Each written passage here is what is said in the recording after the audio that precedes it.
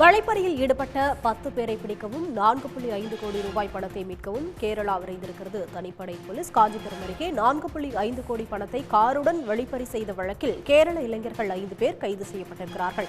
கூடுதல் விவரங்களோடு இணைகிறார் செய்தியாளர் மணிகண்டன். மணிகண்டன், வணக்கம். விவரங்கள்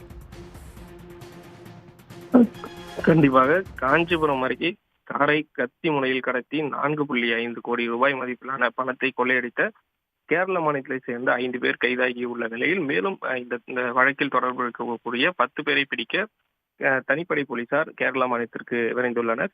மகாராஷ்டிரா மாநிலம் மும்பை அருகே இருக்கக்கூடிய மும்பை பகுதியைச் சேர்ந்த ஜாடின் என்பவர் ஒரு கொரியர் நிறுவனம் நடத்தி வருகிறார். இதன் வாயிலாக கமிஷன் அடிப்படையில் நாடு முழுவதும் பணம் மற்றும் அந்த பொருட்களை அனுப்பி வருகிறார்.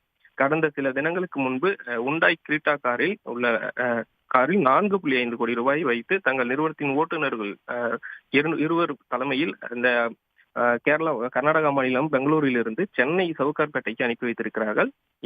கடந்த சில தினங்களுக்கு முன்பு இந்த கார் காஞ்சிபுரம் ஆட்டுப்புத்து பகுதி அருகே வந்தபோது 3 கார்களில் வந்த மர்ம நபர்கள் அந்த ஓட்டுநர்களை தாக்கிவிட்டு கத்தி முனையில் பணத்துடன் காரை கடத்தியிருக்கிறனர். இந்த நிலையில் கடத்தப்பட்ட கார் ஆற்காடு அருகே சென்ற போது பணத்தை கொள்ளையடித்து விட்டு அந்த காரை அங்கேயே விட்டுவிட்டு தப்பி ஓடியதாக கூறப்படுகிறது.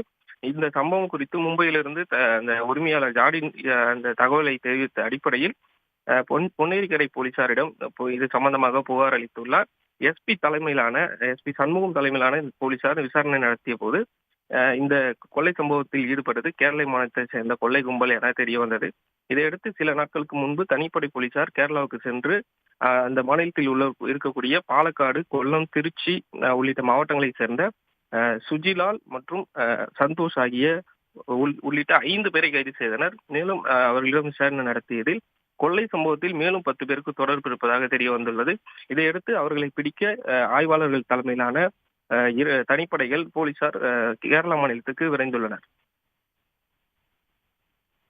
விவரங்களுக்கு நன்றி மணிகண்டன்.